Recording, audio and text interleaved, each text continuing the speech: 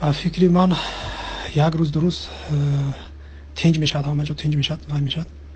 بعد یک روز دو روز باز سر میشد. برای همین Ukam bu Tacik söyleyiştat bir iki günde fakat jim bulut deydi. İki günde arasında biz Voruh, Lakkon, şu etteki adamlardı polni bardığını evakuasiya kılıp bir karta tüzüp kandaydır yol kılıp şu İsfaraga alıp ötüp alışımız gerek deydi.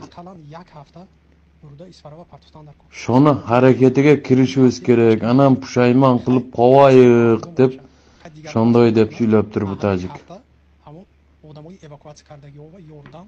Perevodi shu ukam. Bu bilmayman endi bu kim söylegan. Biranta bilimdan shu bile turgan odam söylaganda buni.